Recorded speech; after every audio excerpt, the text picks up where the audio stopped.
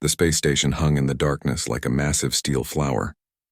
Terminus 7 was the biggest diplomatic station in this part of the galaxy, and today it hosted the most important meeting in centuries. Ships from dozens of worlds docked at its ports, but everyone was watching for one particular vessel. The Varkesh warship arrived exactly on time. It was huge and dark, covered in armor plates that looked like scales. As it docked, hundreds of people gathered to watch. Humans, aliens, diplomats, and soldiers all wanted to see this moment. The Varkesh Empire was finally going to sign a peace treaty with humanity. Commander Jake Morrison stood at the front of the human delegation. He was a tall man with gray hair and tired eyes. 20 years of military service had taught him patience and caution.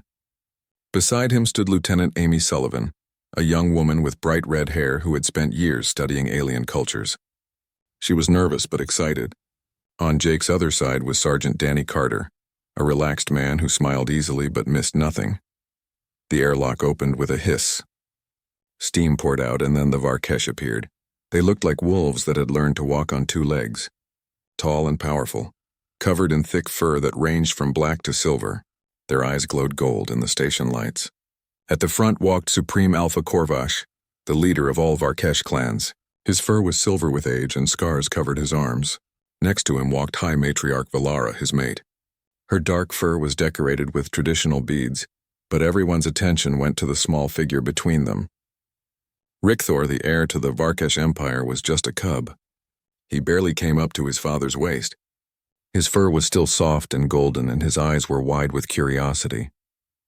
He wore miniature armor that clinked as he walked. The ceremonies began.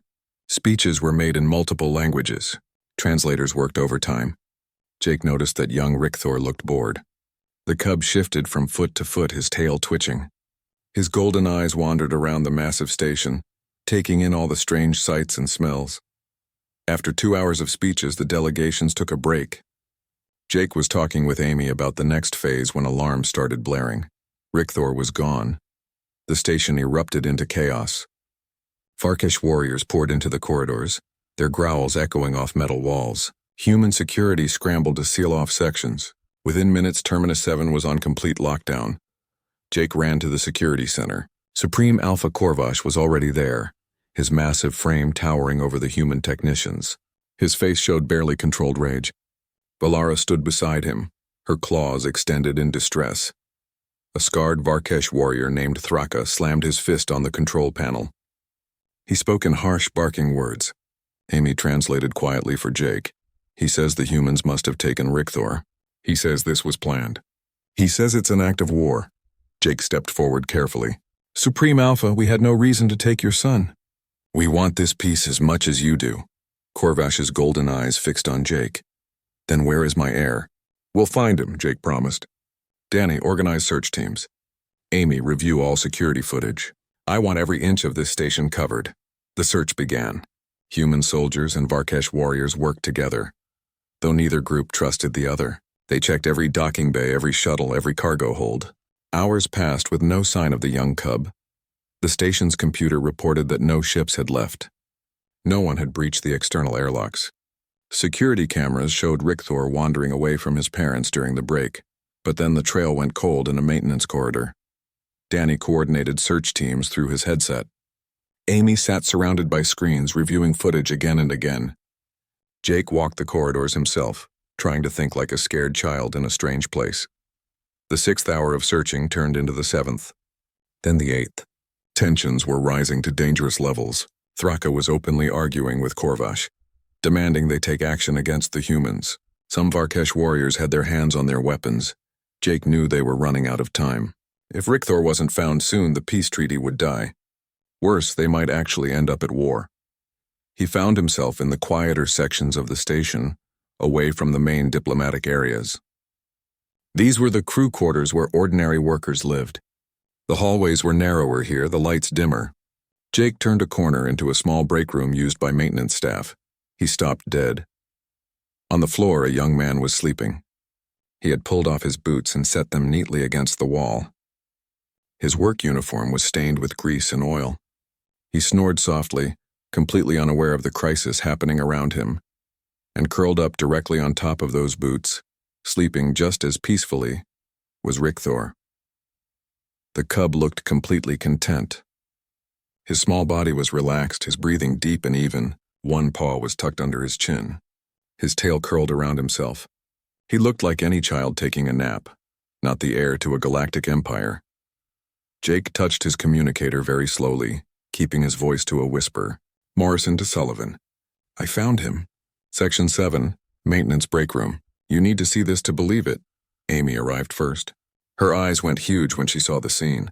She covered her mouth to hold back a laugh. Danny showed up next and had to turn away to keep from laughing out loud. Oh man, he whispered. This is the best thing I've ever seen. We need to wake them up carefully, Amy said quietly. If we startle the cub, he might panic. Before they could decide how to proceed, heavy footsteps echoed in the corridor. Supreme Alpha Corvash appeared with a group of warriors. His face showed fury and fear mixed together.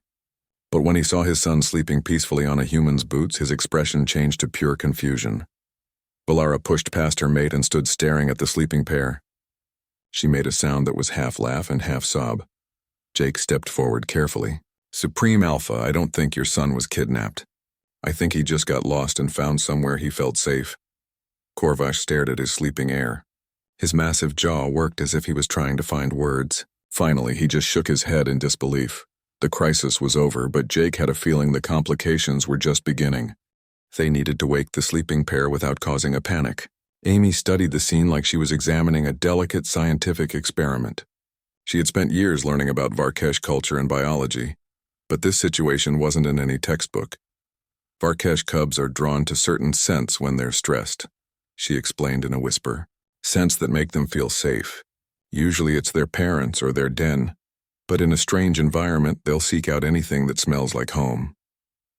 Danny looked at the worn work boots. Those old boots smell like home? They smell like leather, oil, and honest work, Amy said. To a Varkesh cub, especially one overwhelmed by ceremonies and crowds, that combination probably felt like the safest thing on this entire station. Jake made the decision. We wake the human first, slowly. He knelt down next to the sleeping maintenance worker and gently touched his shoulder. Hey, wake up. Nice and easy, the young man's eyes opened. For a moment, he just looked confused. Then he saw Jake's uniform and sat up fast. Then he saw the alien warriors surrounding him and his face went pale. Then he looked down and saw what was sleeping on his boots. Oh no, he whispered. Oh no. What's your name? Jake asked calmly. Kenny Blake, sir.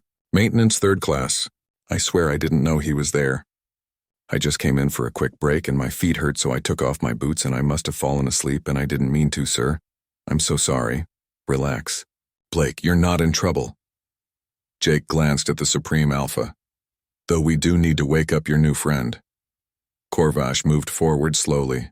For such a massive creature, he could be surprisingly quiet. He knelt beside his son and spoke in the Varkesh language. His voice was soft, almost gentle. Rickthor's eyes opened slowly. He blinked up at his father. Then he saw all the faces staring at him, and his ears flattened against his head. He knew he was in trouble.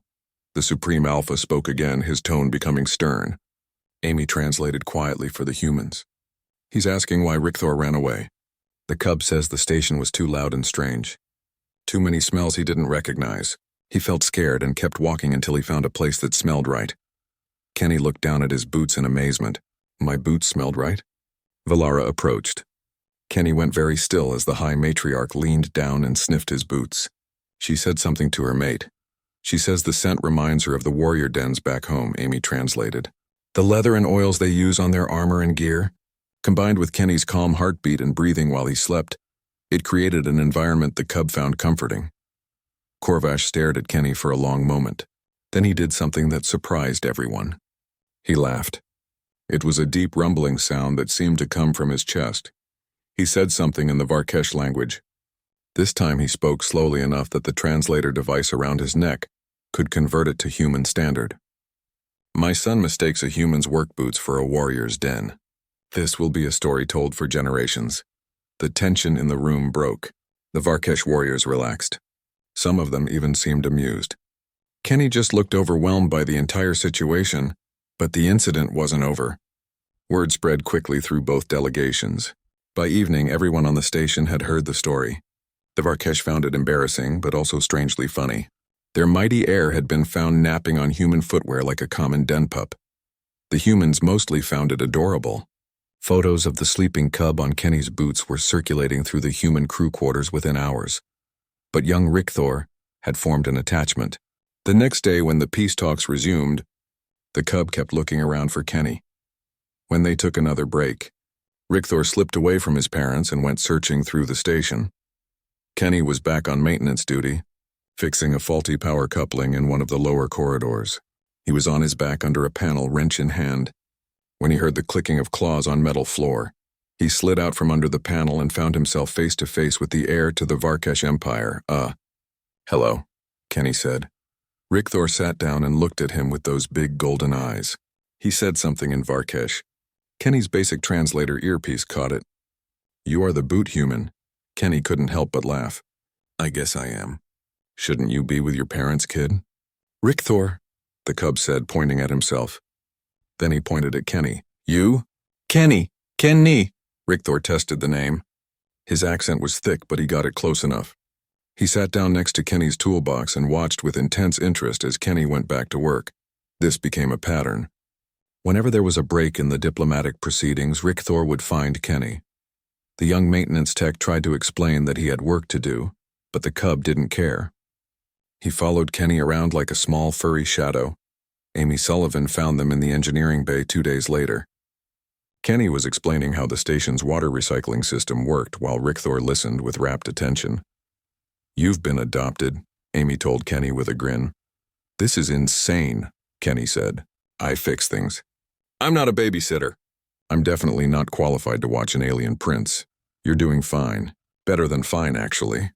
Amy sat down next to them. Do you know what this means politically? That I'm going to get fired for distracting the guest of honor?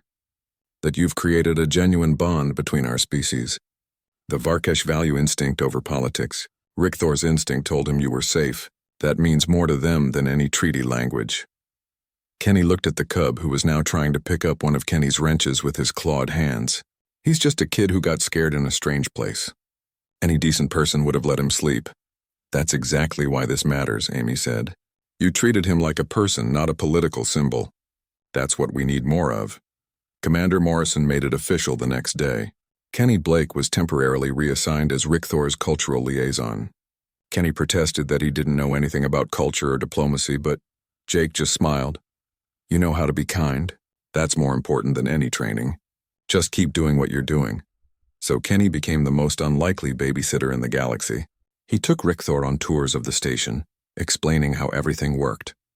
The cub was fascinated by human technology. He asked endless questions about everything he saw. Kenny taught Rickthor basic human words.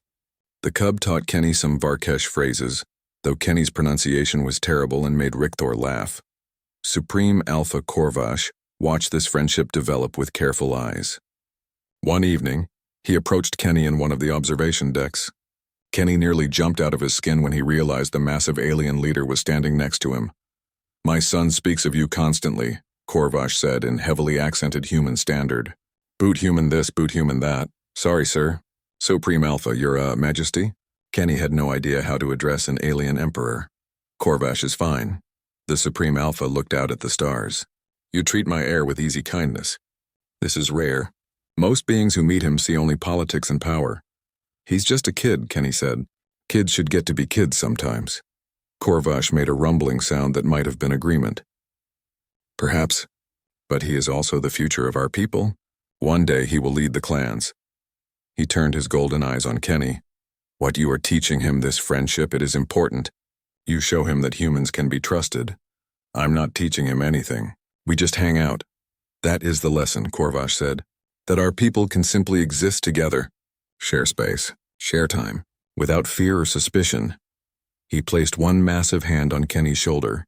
The weight was considerable, but the gesture was gentle. You are doing more for peace than all the diplomats combined, Boot Human. Kenny felt the pressure of that responsibility settle on him. He had just wanted to take a nap during his break. Now he was apparently crucial to intergalactic relations. His life had gotten very weird very fast. Kenny's new job as cultural liaison meant he was pulled from regular maintenance duty. He got a small office near the diplomatic quarters and a uniform that actually fit properly. He also got Amy Sullivan as his teacher. because he desperately needed to learn about Varkesh customs before he accidentally insulted someone. First rule, Amy said, showing him pictures and diagrams. Never touch a Varkesh's ears unless you're family. Second rule, direct eye contact is a challenge unless you're friends. Third rule, showing your teeth is aggressive unless you're smiling. Kenny's head was spinning. How am I supposed to remember all this? You've already been doing most of it naturally, Amy assured him. You've been respectful without being afraid. That's perfect. The peace summit continued, with long, boring meetings that Kenny was thankfully not required to attend. His job was keeping Rickthor entertained during breaks and free time. This suited Kenny fine. He much preferred hanging out with a curious cub to sitting through diplomatic speeches. But not everyone was happy with the situation. Thraka, the scarred second commander, watched Kenny and Rickthor with obvious disapproval. He spoke often with other Varkesh warriors, his voice low and angry. He thinks you're making Rickthor soft, Amy warned Kenny. Some of the traditional Varkesh don't like how friendly the cub is with humans. They think it's shameful. Shameful to be nice? Kenny asked. Shameful to show vulnerability. The Varkesh are warriors. They value strength and dominance. A cub seeking comfort from an alien is seen by some as weakness. Kenny watched Rickthor across the room. The cub was playing with a puzzle toy Kenny had given him, his tongue sticking out in concentration. He's 6 years old. He's supposed to be a kid, not a soldier. Try telling that to Thraka. The confrontation came 3 days before the treaty signing. Thraka proposed something called the Trial of Shadows. Amy's face went pale when she heard about it. It's a traditional test for young heirs, she explained to Kenny and Commander Morrison. A hunting simulation to prove the cub's instincts are sharp. Usually it's done at home with family watching. Sounds reasonable, Jake said. It would be, except Thraka is pushing for it to happen now, on the station. He wants to prove that Rickthor hasn't been weakened by human influence. Supreme Alpha Korvash agreed to the trial. Kenny suspected the Alpha was under pressure from the traditional faction. Valara looked worried but said nothing. The trial would take place in the station's holodeck, a large room that could create realistic simulations. Kenny was told he could watch but absolutely could not interfere. This was a Varkesh tradition and humans needed to respect it. The day of the trial, Kenny stood outside the holodeck with Amy and Danny. Through the observation screens, they could see the simulation starting. The room transformed into a rocky wilderness under an alien sky. Rickthor stood in the center, looking small and alone. Simulated creatures appeared. At first they were small and easy to avoid. Rickthor did well, using his natural agility to dodge and climb. His instincts were good.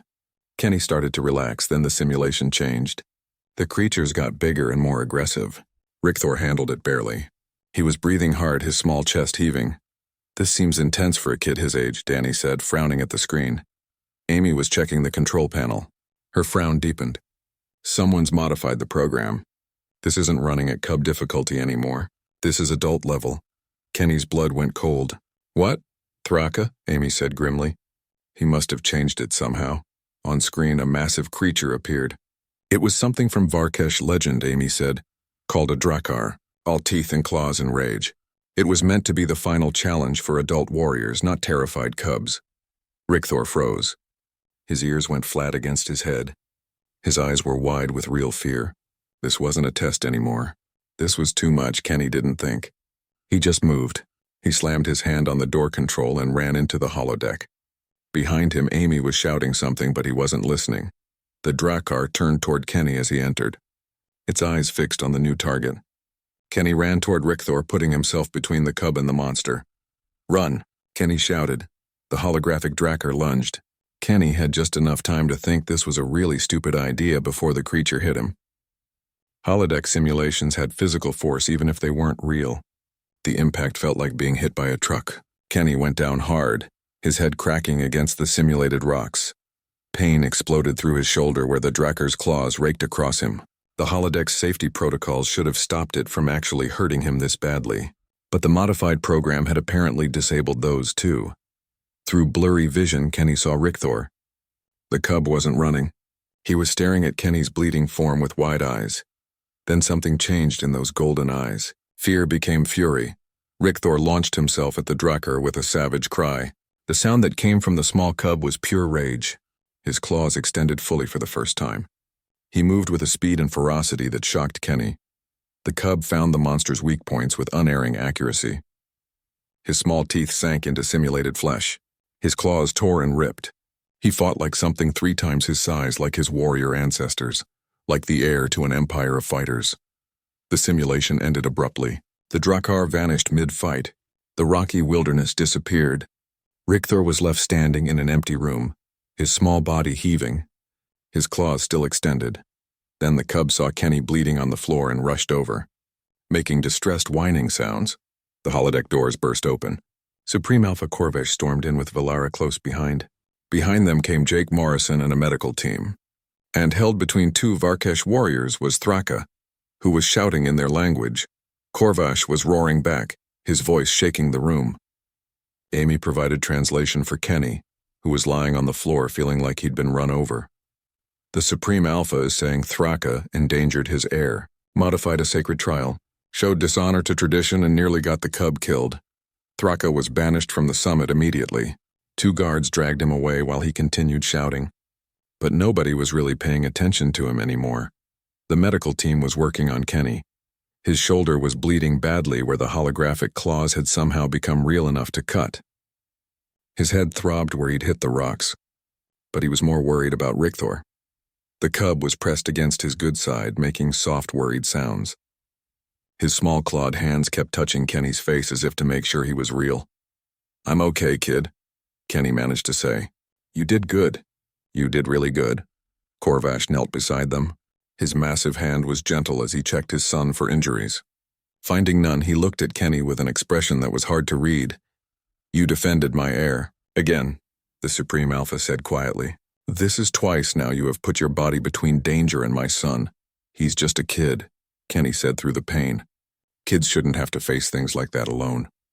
Among my people, to defend another's cub with your own life is the highest honor," Corvash said. "You are pack now, Kenny Blake. This is not a casual thing. This is blood bond." Kenny wasn't entirely sure what that meant, but the way Valara was looking at him with tears in her eyes suggested it was important. They took Kenny to the medical bay. His shoulder needed stitches and his head needed scanning. Rickthor refused to leave his side. The cub curled up in a chair next to Kenny's bed and wouldn't move.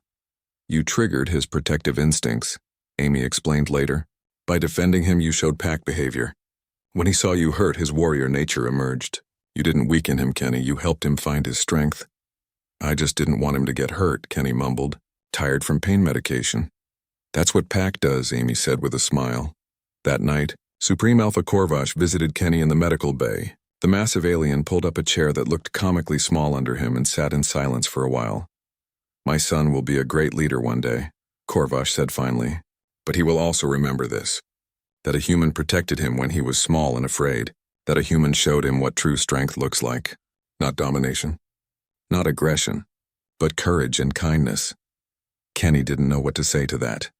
"You are pack," Corvash repeated. "When we return home, you will be honored. This I promise." Kenny fell asleep with those words in his mind, and a small alien cub curled up in the chair beside his bed, keeping watch over his injured friend. Kenny was released from medical bay 2 days later with his arm in a sling and orders to take it easy.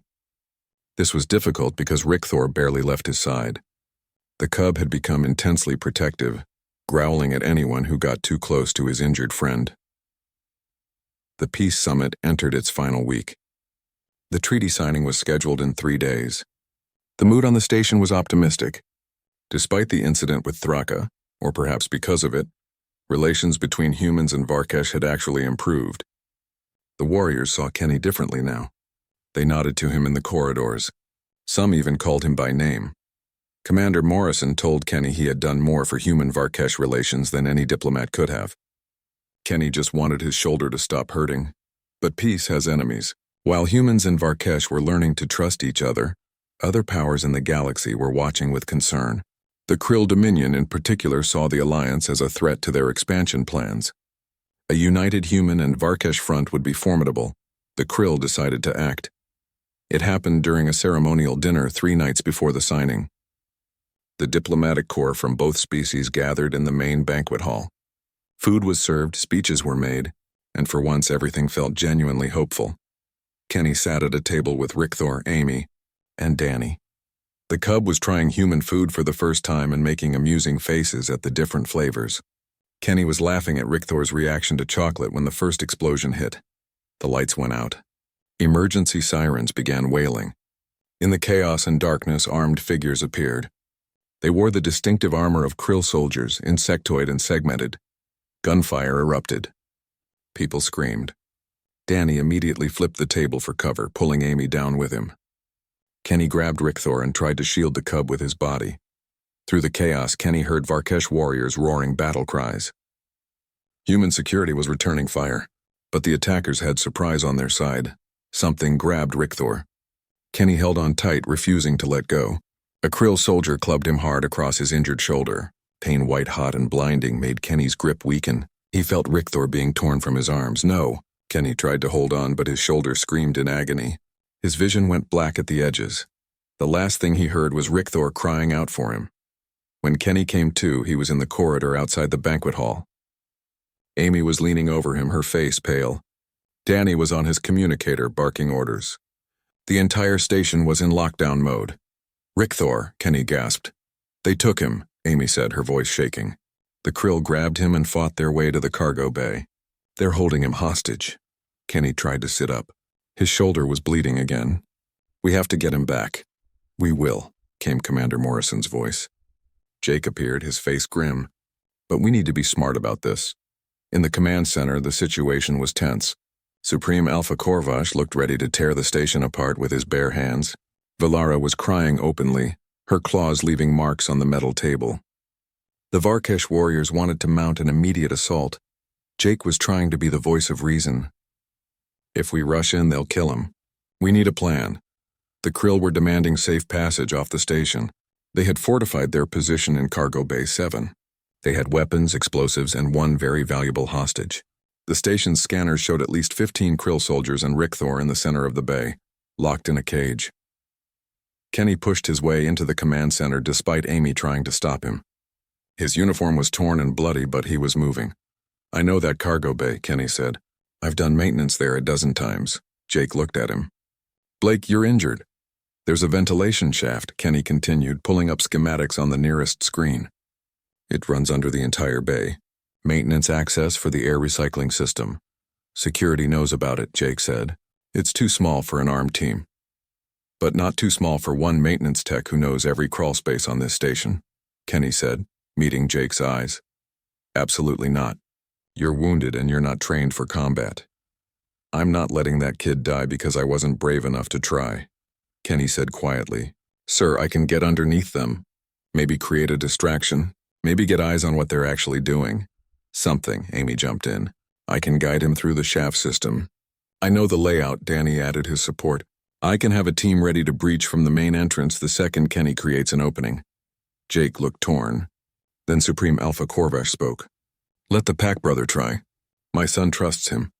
That trust is not misplaced. He has proven his courage twice already. Jake finally nodded. All right. But Blake, you create a distraction only. You do not engage. You get out the second Danny's team moves in. Understood? Yes, sir. They gave Kenny a communicator and a detailed map. His shoulder was rebandaged as tightly as possible. Amy gave him injections for the pain that made everything feel distant and fuzzy. The maintenance tunnels were narrow and dark. Kenny crawled through them, his shoulder screaming with every movement. The pain medication helped, but not enough. He could hear his own breathing echoing in the tight space. Above him, he heard voices. Krill language, harsh and clicking. And underneath that, the sound of a child crying. Rickthor. Kenny crawled faster, ignoring the pain. He followed Amy's directions through his earpiece until he was directly under the cargo bay. Through a ventilation grating, he could see into the room. 15 krill soldiers, just like the scanners had shown. Heavy weapons. Explosives rigged to the walls. And in the center, Rickthor in a cage that was too small for him. The cub was crying, calling for his parents in Varkesh. Kenny's hands tightened on the grating. He had to be smart. He had to time this perfectly. Then Rickthor went quiet. His nose twitched. Kenny realized the cub could smell him through the ventilation. Those golden eyes looked down and found the grating. The cub was smart. He didn't call out or point, but he knew Kenny was there. Rickthor suddenly started wailing loudly. All 15 Krill soldiers turned toward him. They gathered around the cage, concerned their hostage might be injured. Kenny didn't waste the opening. He kicked out the grating and dropped into the cargo bay.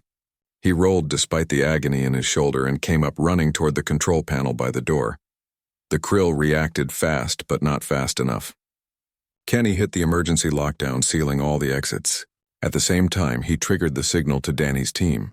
The Krill soldiers spun toward him, raising their weapons. Kenny dove behind a cargo container as plasma bolts scorched the air where he had been standing. Then the main doors exploded inward. Danny Carter led the charge with human security and Varkesh warriors right behind him. The cargo bay became a battlefield. Kenny stayed low, protecting his injured shoulder. He couldn't fight, but he could move. He scrambled toward Rickthor's cage while everyone else was focused on the battle. The cage lock was electronic. Kenny pulled a multi-tool from his belt with shaking hands and started working on the control panel. Plasma fire flew over his head. He heard roaring and gunfire and screaming. The lock clicked. The cage door swung open. Rickthor launched himself at Kenny, small arms wrapping around his neck. Kenny held the cub tight with his good arm. "I got you," Kenny whispered. "I got you. You're safe." The battle ended quickly. The Krill were outnumbered and outmatched. Within minutes it was over. Supreme Alpha Korvash appeared through the smoke and chaos. He saw Kenny sitting on the floor, his back against a cargo container cradling his son. The massive alien warrior crossed the bay in 3 strides and dropped to his knees. He checked Richter for injuries with gentle hands. Finding none, he looked at Kenny. "Twice now," Korvash said, his voice rough with emotion. "Twice you have defended my heir with your own body. This debt cannot be repaid with simple gratitude." "He's my friend," Kenny said through the exhaustion and pain. Friends don't owe each other debts. But he saw tears in Valara's eyes as she joined them. He saw the way the Varkesh warriors looked at him with newfound respect. He had saved their heir. In their culture, that meant everything. Kenny passed out shortly after, his injured body finally giving up. His last thought was that at least Rickthor was safe. Everything else could wait. Kenny woke up in medical bay for the second time in a week. His shoulder was properly treated now, wrapped in advanced healing bandages that tingled against his skin. His head felt clearer, though his entire body ached. Rickthor was curled up in the chair beside his bed. The cub was asleep, one small hand resting on Kenny's arm as if to make sure he was still there. On the other side of the bed sat Supreme Alpha Korvash, the massive alien leader keeping watch. "How long was I out?" Kenny asked quietly, not wanting to wake Rickthor. 8 hours, Korvash replied. "The doctors say you will recover fully. You are stronger than you look, boot human." Kenny smiled weakly at the nickname. "Is everyone else okay?" The Krill attack was stopped. Their remaining forces have retreated from this sector. The treaty will be signed tomorrow as planned. Perhaps more importantly, it will be signed in trust now. Our peoples have bled together, fought together, saved each other's young. This is stronger than any words on paper. Kenny looked at the sleeping cub. "He's been through a lot. Is he okay?" "He will be. He has nightmares, but he is young. He will heal." Korvash's golden eyes fixed on Kenny. "He speaks of you constantly. Kenny this, Kenny that. You saved him twice. You are packed now, truly and completely. Do you understand what this means?" "Not really," Kenny admitted. "It means you are family. By Varkesh law and tradition, you are as much a parent to my son as Valara and I are. He is your cub to protect, and you are his to honor. This is not a small thing." Kenny felt the weight of those words. "I'm just a maintenance tech from New Detroit. I'm nobody special." "You are wrong," Korvash said firmly. "You are the human who taught my son that courage is not the absence of fear, but action despite it. You are the human who showed him that strength can be gentle and kindness can be fierce. You are the human who will help shape the future of our peoples. This is not nothing." The next day, Kenny was released from medical bay against the doctor's advice. He refused to miss the treaty signing. His arm was still in a sling, but he could walk, and that was good enough. The ceremony was different than originally planned. It was smaller, more intimate. After everything that had happened, nobody wanted big crowds and formal speeches. They wanted something real. Kenny stood with the human delegation wearing a clean uniform that Amy had found for him. Rickthor insisted on standing between his father and Kenny, holding Kenny's good hand tightly. Commander Morrison and Supreme Alpha Korvash signed the treaty together. It was done simply, without fanfare. Just 2 leaders making a promise for peace. But when the documents were signed and sealed, Korvash did something unexpected. He called Kenny forward. "Kenny Blake," the Supreme Alpha said formally, "you have served both our peoples with honor. You have protected the heir of the Varkesh Empire twice at great personal risk. You have shown us that humans value life and friendship above politics. You have built a bridge between our species through simple kindness and extraordinary courage." Kenny stood awkwardly, not sure what was happening. Rickthor was bouncing excitedly beside him. "I offer you a position as official liaison between the Varkesh Empire and humanity," Korvash continued. "You would spend half your time on our homeworld, helping to establish exchange programs and cultural understanding. You would teach our people about humans as you have taught my son. You would be honored among the clans as pack brother and defender of the heir." Kenny's mouth fell open. He looked at Commander Morrison, who was smiling and nodding encouragingly. He looked at Amy, who was beaming with pride. He looked at Danny, who gave him a thumbs up. "I don't know anything about being a diplomat," Kenny said weakly. "You know how to be a friend," Korvash replied. "You know how to be brave and kind. Everything else can be learned. Can I still fix things sometimes?" Kenny asked. "I'm really good at fixing things. I don't think I'm cut out for politics full-time." Korvash's laugh rumbled through the room. "Yes, Boothuman. You may still fix things." Kenny looked down at Rickthor. The cub was looking up at him with those big golden eyes, hopeful and excited. Kenny thought about going back to his old life, endless shifts and maintenance tunnels with no real purpose.